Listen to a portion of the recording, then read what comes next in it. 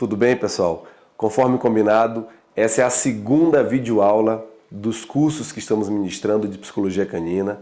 Lembrando que esse material aqui é um material muito próximo das aulas que nós ministramos tanto lá nas faculdades, nos cursos, nos seminários, quanto aqui no Centro de Psicologia Canina.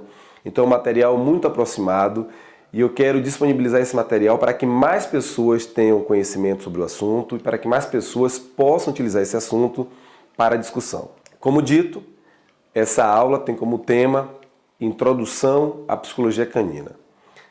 Lembrando que todo o material que eu estou tendo acesso aqui, os vídeos, as telas dessa videoaula, eu vou tentar também colocar à disposição para você que está acompanhando, ter acesso a esse material e conseguir ter uma ideia do que estamos falando de uma maneira bem dinâmica.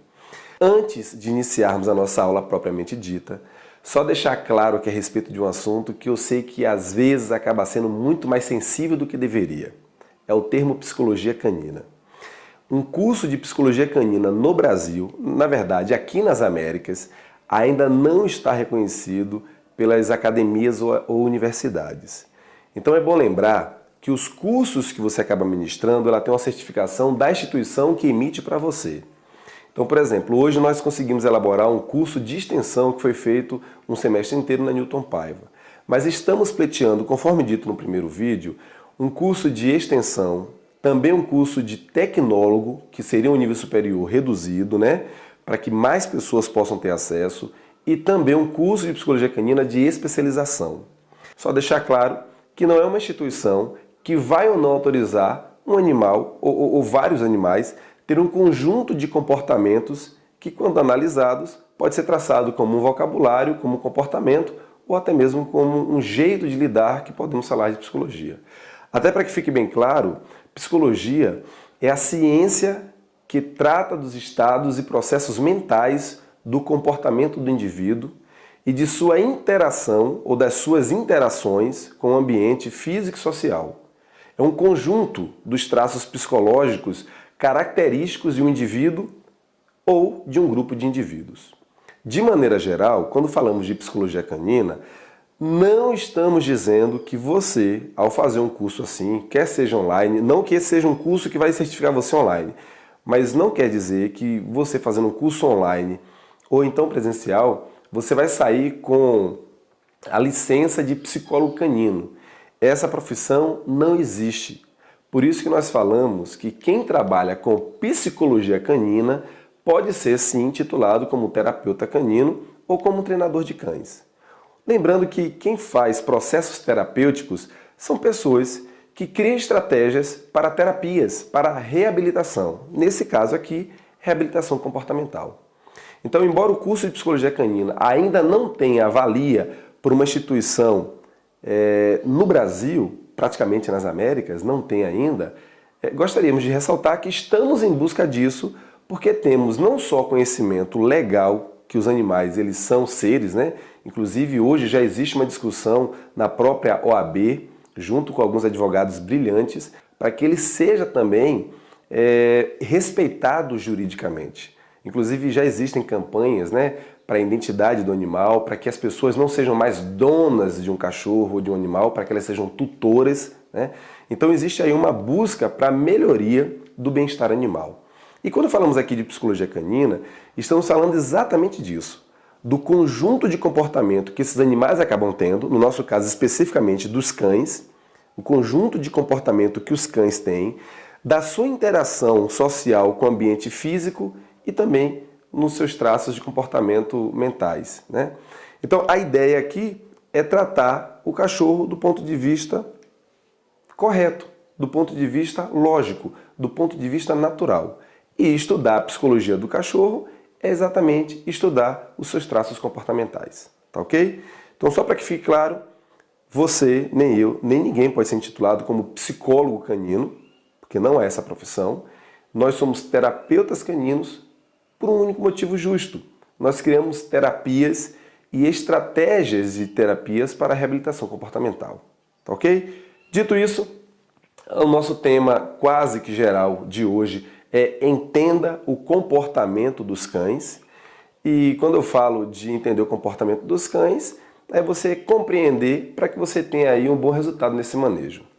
O meu objetivo, que na verdade agora passa a ser seu também, é compartilhar essas técnicas sobre psicologia canina, sobre comportamento canino em todo o Brasil, para ajudar os cães e seus tutores a serem cada vez mais equilibrados e felizes. No final dessas videoaulas, o que nós pretendemos é que você tenha condições de maneira consciente resolver alguns problemas, algumas questões ligadas à área comportamental e se tornar um profissional diferenciado ou um tutor melhor, se você não trabalha na área de comportamento canino. Bem, o que eu falo para todo mundo é que falar de cães me deixa muito feliz. E eu gosto muito da ideia de conversar com vocês sobre esse assunto de comportamento canino, como melhorar a sua vida e, sobretudo, a vida dos cães, porque para mim é muito bacana. Eu até brinco sempre que eu nunca trabalho, porque eu estou sempre fazendo o que eu gosto. Então, às vezes você está trabalhando no feriado, às vezes você está trabalhando no final de semana, à noite, mas se você faz o que você gosta, você acaba se dedicando, né? Pingando suor e sangue, mas também acaba gostando muito e se divertindo muito, porque faz uma coisa que você acha legal. Agora, a grande pergunta é, será que eu consigo deixar os meus cães tão felizes quanto eles me deixam? Esse é um ponto interessante, porque se você for olhar no reino animal, há uma diferença absurda entre eles. Se a gente for falar de maneira bem grossa, nós temos o grupo dos predadores e o grupo das presas. Os predadores quase sempre têm quase todas as presas no seu raio de ação para se alimentar. Talvez uma presa seja muito grande para aquele predador, mas se aquela presa estiver debilitada, frágil, idosa, ou se for uma presa muito jovem, mesmo que ela não faça parte da cadeia alimentar de determinado predador, ele vai acabar predando. De maneira geral, o que nós temos são predadores e presas. E se você for parar para olhar, algumas espécies, eles acabam nos vendo como alimento. Se você pega um leão e vai para uma savana e se debate com ele, você pode e corre um sério risco de ser devorado. Mesmo animais que não são predadores, como por exemplo o hipopótamo, que é muito territorialista, nos vê como ameaça.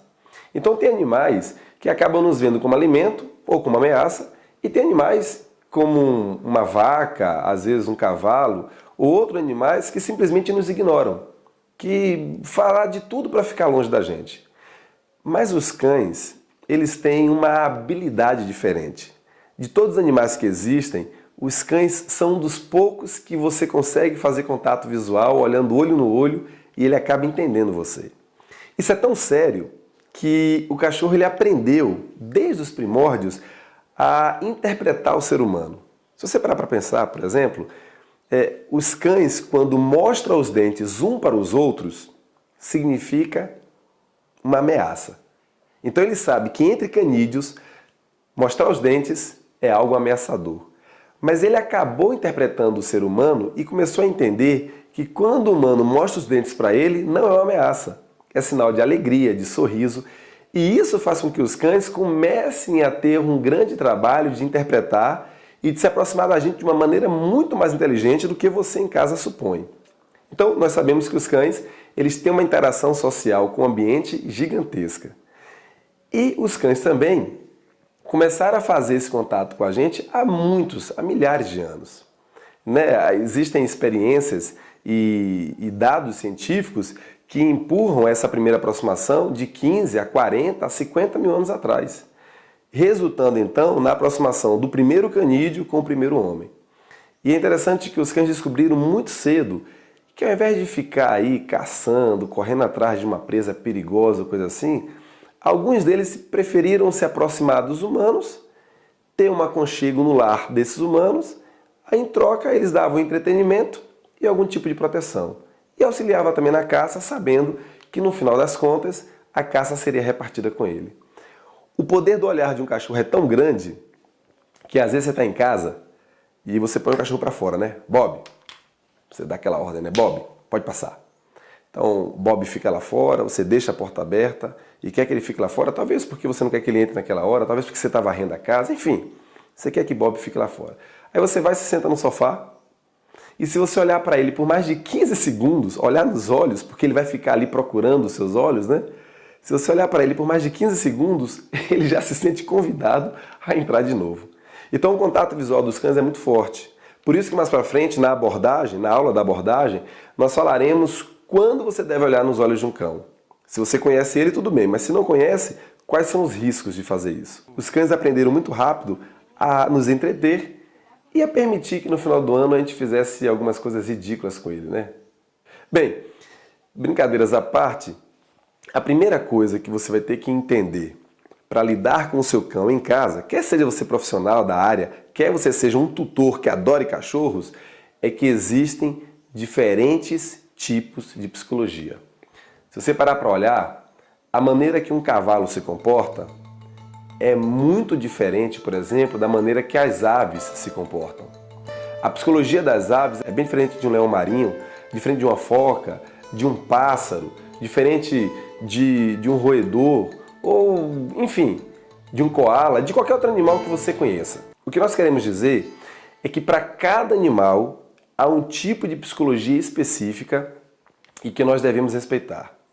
E aqui surge algo muito interessante no reino animal. Haja vista que nós também somos animais desse reino, no caso do homem e da mulher, nós temos, dentro da mesma espécie, uma diferença absurda que nos separa num abismo de gênero sexual. Por exemplo, se a gente for falar das coisas que o homem gosta, você vai perceber que é uma diferença absurda das coisas que a mulher gosta. O homem gosta, por exemplo, de carro, né? A gente tem uma paixão por motor que ninguém nunca vai entender. A gente gosta muito de moto. Há quem não goste tanto, mas há quem goste muito. Não estamos dizendo que mulheres não gostam, gostam também. Mas tem coisas que é quase inata do homem. A gente gosta de esporte e de cinema. Essa é a Megan Fox, para quem não conhece. O que é que você pensou, hein? Agora, se a gente falar de mulher, o que é que mulher gosta? Bem, mulher gosta basicamente das coisas que o homem gosta, mas elas têm aí umas coisas que elas se dedicam mais tempo, porque elas se sentem mais à vontade. Não estamos dizendo que homens também não vão gostar de coisas que mulheres gostam, nem estamos dizendo que mulheres também não vão gostar de coisas que homem gosta. Mas enfim, de maneira geral e bem geral, mulheres são seres mais delicados. De maneira bem geral. Então assim, as mulheres gostam de rosas, as mulheres gostam de bombom, as mulheres gostam de bolsas, né? E isso a gente pode dizer que gosta muito, porque quem tem uma esposa em casa sabe quantas bolsas ela tem. Mulher gosta de sapatos, de shopping, né? Shopping, por exemplo, para a maioria dos homens significa cansaço, né? A gente já entra com a energia exaurida nesses lugares. Mas a mulher, ela se diverte, ela pode passar o dia inteiro aí dentro, que ela vai ter sempre uma maneira diferente de se entreter em um ambiente como esse. Mulher gosta de maquiagem, de salão de beleza. Como volto a falar, não é que o homem não goste disso, mas as mulheres se sentem muito mais à vontade nesses ambientes diferentes dos ambientes do homem. O que eu estou falando aqui é que o gênero em si, né, da mesma espécie, já causa muita diferença entre a gente. E mulher gosta também de cinema. Esse é o Bradley Cooper, né? O Bradley Cooper é o novo Brad Pitt. Você que é maridão aí, hein? Pensou que era só homem, né? Que gostava de cinema. Mulher também gosta. Você sabia que esse cara foi eleito 2 vezes o cara mais bonito do mundo? Agora eu pergunto pra você, se quando fizeram essa pesquisa, meu amigo, bateram na sua casa aí pra procurar saber disso? Você tá dizendo que não bateram aí não, né? Mas bateram sim. Aí quando você chegou, falaram assim, não, obrigado, já tenho a resposta. Fizeram isso comigo também, entendeu? Quando eu disse, oi, o que é? Fez, não, era uma pesquisa, mas eu já sei o que é. Já tenho a resposta aqui. Ok, voltando aqui. Existe uma diferença absurda entre homem e mulher. Da mesma espécie, gêneros diferentes, causa essa diferença. Mas o que é que faz com que o homem e a mulher se aturem, se suportem e também se amem? É exatamente os interesses em comum. Nós procuramos assuntos e interesses em comum e a biologia também dá uma forcinha aí, né? Faz a gente se apaixonar, amar, para que a gente continue a perpetuar e a prosperar com a espécie. Agora, qual é a ligação disso com o universo dos cães? É que se entre homem e mulher há um abismo de diferença e nós fazemos de tudo para conviver bem com as nossas esposas ou com os maridos, com o nosso companheiro de forma geral, né? Imagine um abismo de diferença que nós teríamos entre os cães. Porque nós estamos falando agora não só de gêneros diferentes, né, do gênero sexual, mas estamos falando de espécies diferentes. Então o cachorro, de maneira geral, ele teria todos os motivos do mundo para ser muito diferente da gente. Mas não, eles não são tão diferentes assim. E o principal motivo é esse, é que eles, os cães, os canídeos, iguais aos seres humanos, eles se sentem bem nesse ambiente gregário. Os cães, os canídeos, são gregários, eles vivem em matilha, assim como os seres humanos. E se você parar para pensar, os seres humanos estão sempre dando um jeito de se organizar em matilha. A gente forma uma banda, a gente se afilia a um partido político, vai para uma religião, fecha com a turma do futebol da sexta-feira, ou então com a turma do jiu-jitsu, enfim. A gente está sempre procurando dar um jeito de estarmos em matilha, porque essa é a nossa maneira de conviver. Os cães também são assim. E o interessante é que se você tem apenas um cachorro em casa, você vai saber do que eu estou falando. Se você tem apenas um cachorro e mora numa casa imensa, e se esse cachorro tem acesso a você livre, ele vai estar sempre próximo de você. Porque ele quer ficar próximo de outros indivíduos, mesmo que não seja da mesma espécie. E o humano foi eleito por ele há milhares de anos. Então estar perto de você para ele é algo muito prazeroso. É que os cães também precisam dessa organização hierárquica. É instintivo e intuitivo deles se organizarem hierarquicamente. E entender essa parte da psicologia canina, entender essa parte do comportamento canino é fundamental. Nós somos tão gregários, nós os humanos, que nós inventamos formas de lidar com outras pessoas mesmo quando estamos sozinhos. Se você parar para pensar, o Facebook, o Twitter, o WhatsApp, são maneiras de manter pessoas conectadas a você mesmo quando você está sozinho. Eu sei que isso gera uma outra discussão, porque essas redes sociais acabam aproximando quem está longe e distanciando quem está perto. Mas esse é assunto para uma outra conversa. Mas de maneira geral, os humanos e os cães interagem bem por causa das suas necessidades e interesses em comum, vivência em matilha.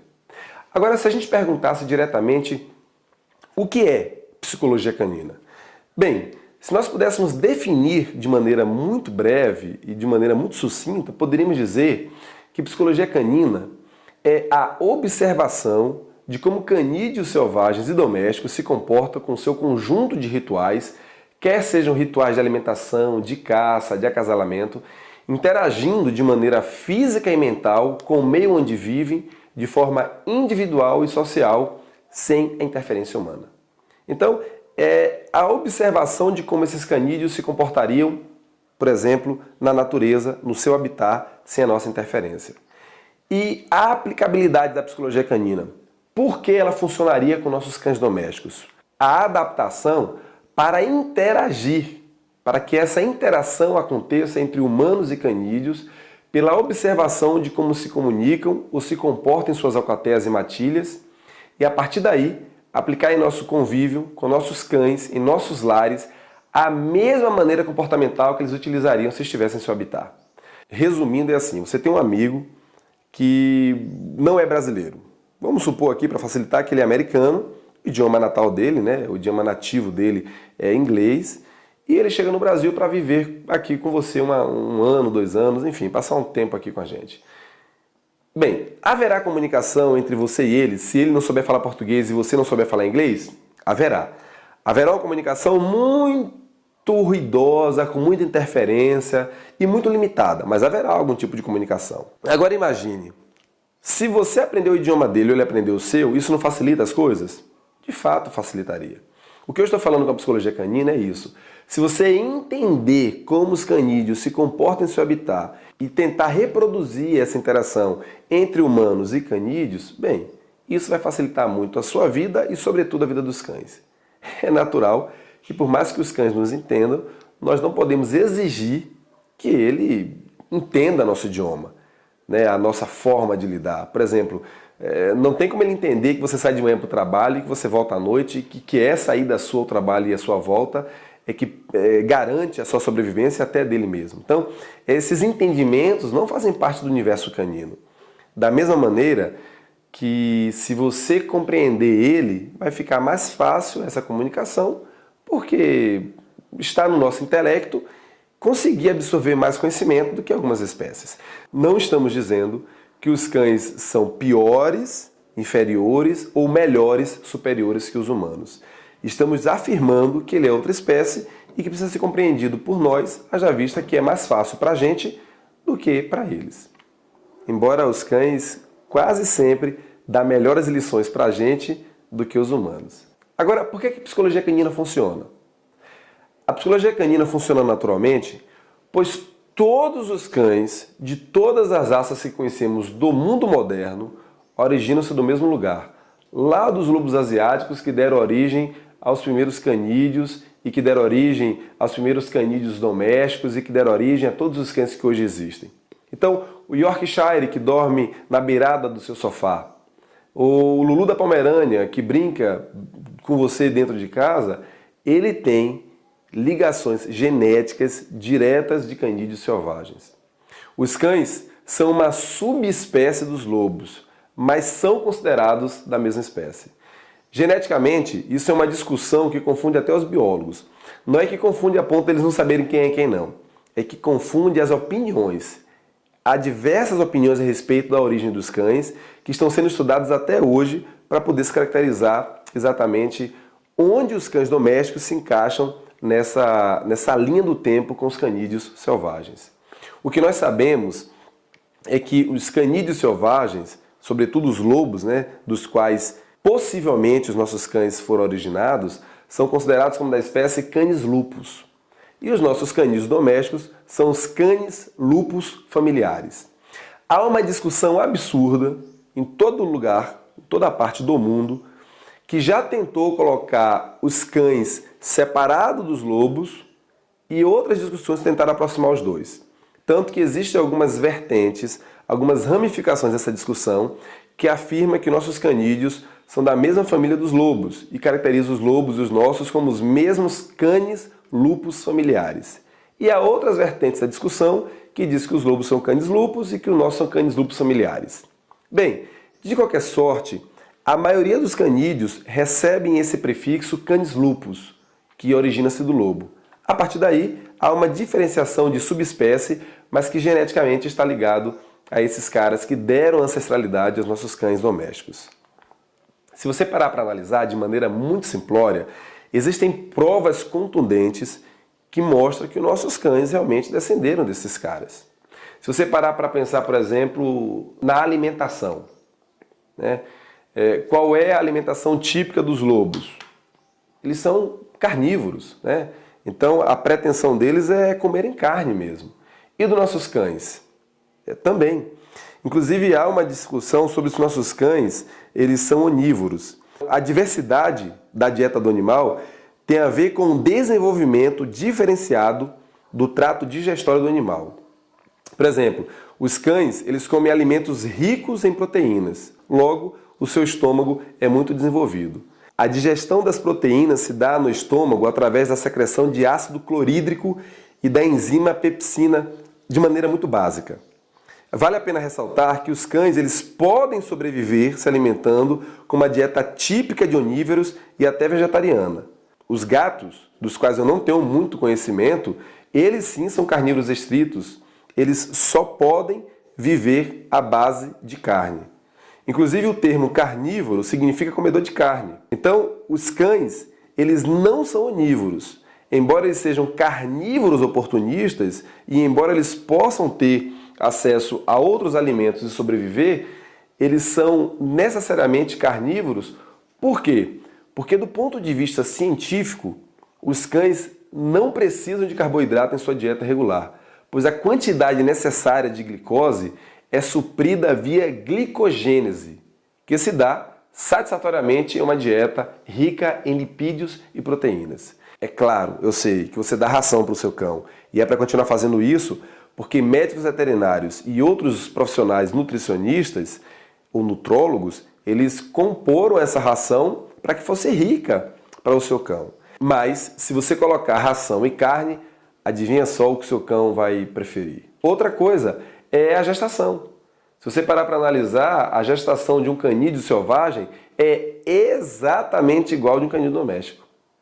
Se você pensar, quantos dias mesmo os canídeos eles ficam prenhes, as fêmeas, as cadelas, é isso aí, arredondando uns 2 meses, exatamente algo próximo de 62 dias. Outra coisa é isso aí, olha que bacana, é o comportamento geral deles, são mesmos os seus parentes distantes lá dos lobos. Você está vendo aí um outro tipo de Canis lupus, uma raposa, que os nossos cães imitam esse movimento. Muito engraçado, nós ficamos encantados com isso. Os ancestrais deles, ou os parentes deles próximos que vivem em regiões geladas, fazem isso para quebrar o gelo e pegar a sua presa lá embaixo.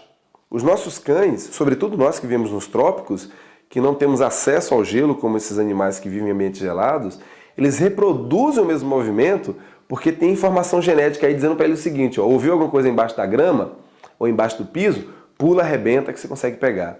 Então um conjunto de comportamento como essa própria tentativa de caça, serrilhar as costas, né? Quando eles arrepiam as costas para parecer que são maiores do que realmente são, quando eles rosnam ou então içam, né? Levantam o rabo, tudo isso é um conjunto de comportamento que é semelhante aos canídeos selvagens e que, por mais que eles tenham sido domesticados, eles não perderam. Bem, nós falamos aqui até agora sobre por que essa psicologia canina funciona e um ponto importante é como é que os cães eles acabam reconhecendo as pessoas. Qual é o idioma deles? Nós sabemos que eles não falam, né? Pelo menos não falam a nossa língua, né? Da maneira que nós falamos, embora a gente brinque com isso e muitas pessoas até conversam com os cães e nada contra, mas eles não vão falar exatamente usando as palavras que nós nos comunicamos. Mas eles usam uma coisa muito bacana, chamada energia. Essa energia ela representa o que você é.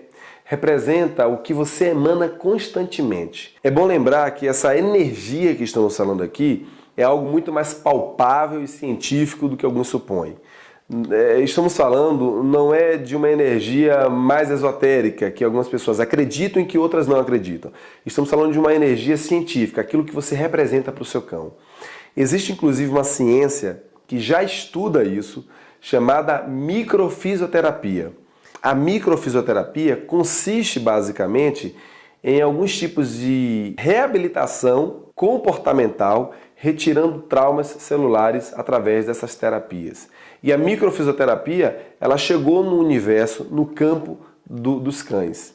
Então tudo aquilo que a gente fala de energia daqui por diante é entendido e compreensível desse ponto de vista.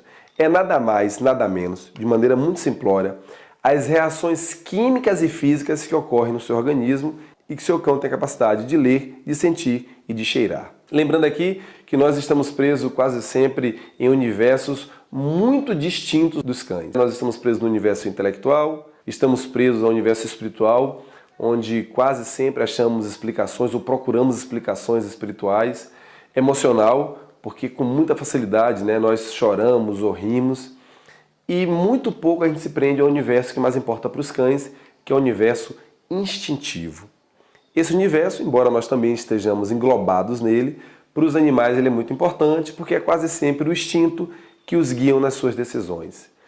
Bem, quando falamos de energia aqui, é bom lembrar que todos os cães, eles nascem com um tipo de energia, independente da raça. E nós classificamos aqui a energia como energia máxima, energia alta, energia média e baixa. Estratificando isso, é mais ou menos assim. Os cães que nascem com energia máxima e alta, eles nascem com predisposição a liderar. Os cães que nascem com energia média e baixa nascem com predisposição a seguir. Um ponto importante aqui é que todos esses caras, eles poderão seguir ou liderar o humano de acordo com a energia do humano. Pensa da seguinte forma, na natureza, numa ninhada, a maioria dos cães nascem de fato para seguir. Você vai ter 1, 2 líderes daquela ninhada para tomar conta do bando ou de futuros bandos. Agora, um ponto importante é que mesmo os cães que nasceram com predisposição para seguir, os de energia média e baixa, eles poderão liderar seus tutores, os seus humanos, se essa pessoa tiver energia mais baixa que a dele. Quando eu falo de energia baixa aqui, é tudo aquilo que é permitido para os cães sem nenhuma restrição. Não estamos dizendo que o seu cachorro não pode dormir no sofá, que ele não pode dormir na cama. Ele pode. A casa é sua, a cama é sua, o sofá é seu, o cachorro é seu. Então tudo isso lhe pertence, é você que paga as suas contas, ele pode. O ponto é, quando você quer que ele durma na caminha dele, ele compreende bem isso? Entenda que eu não estou falando contra o cão dormir no cão, eu estou falando da reorganização hierárquica. Em que ponto da hierarquia você quer estar? Haja vista que nossa ideia aqui é que você possa liderar o seu cão, porque nesse mundo moderno, apenas com a sua boa liderança é que ele vai ter uma vida de qualidade. Eu tive uma cliente muito interessante, que ela tem um labrador, que dormia na cama com ela sem nenhum problema. Mas quando o namorado dela ia para casa dela, ela tinha que dormir no quarto de solteiro, na cama de solteiro com o namorado, porque o labrador já não aceitava mais. Entende? A falta de hierarquia, às vezes, faz com que a energia do cão seja, mesmo baixa, seja maior do que a sua. Então esse cão vai liderar você. E também o contrário acontece. Às vezes você pega um cão aí de altíssimo drive. O cara nasceu com a energia máximo alta, é um cão mais dominante, mais difícil de lidar, mais difícil de manejo. Mas se pega um tutor à altura, o que tem energia maior que a dele, consegue liderar esses cães. E lembrem, no universo dos canídeos, a liderança não tem nada a ver com o nosso universo. Eu sei que quando a gente fala de liderança, às vezes soa muito negativo ou pejorativo, porque imediatamente vem à nossa mente os nossos líderes humanos. Às vezes nossos líderes políticos, às vezes nossos líderes religiosos, às vezes nossos líderes dentro da empresa. E a gente começa a perceber que nossos líderes têm um monte de falha e começa a entender o seguinte, pô, então liderar não é uma coisa tão boa assim, ou não tem tanto mérito assim. Mas lembrem, em qualquer instituição, em qualquer organização, a hierarquia é fundamental. Na relação do seu cão com outros cães, essa hierarquia é estabelecida. Agora, o que você tem que saber é se na sua hierarquia com o seu cão, você quer ficar como um alfa ou como uma matriarca, ou se você quer que o cão assuma esse papel. Tá? A ideia aqui é que você lidere, porque naturalmente você vai ter mais acesso ao cão.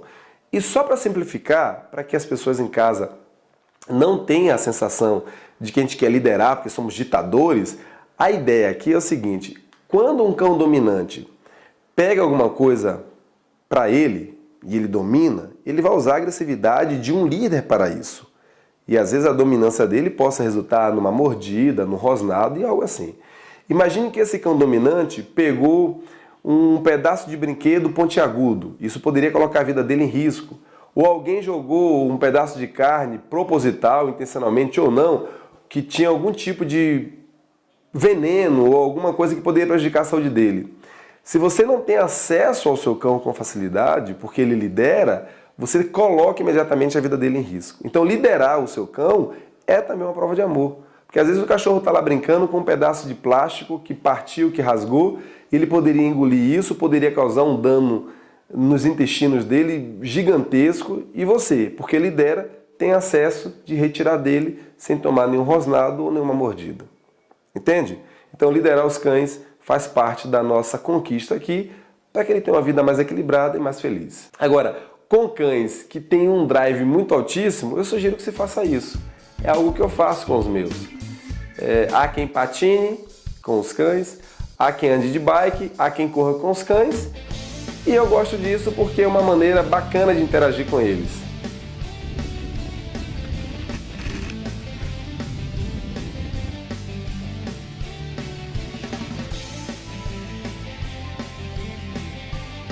Bem, espero que eu tenha ajudado vocês a entenderem um pouquinho mais desse universo da psicologia canina, a nossa proposta, e nós não estamos aqui para separar as pessoas que adoram cães, que gostam de cães, ou que vivem ou que são apaixonados pelos cães. Nós estamos aqui para unir essas pessoas.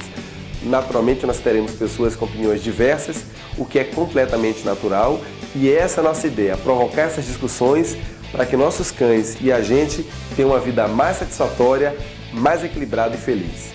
Na próxima videoaula falaremos sobre como os humanos percebem os cães e as maneiras adequadas e inadequadas dessa percepção. Espero você na quarta-feira que vem. Até lá!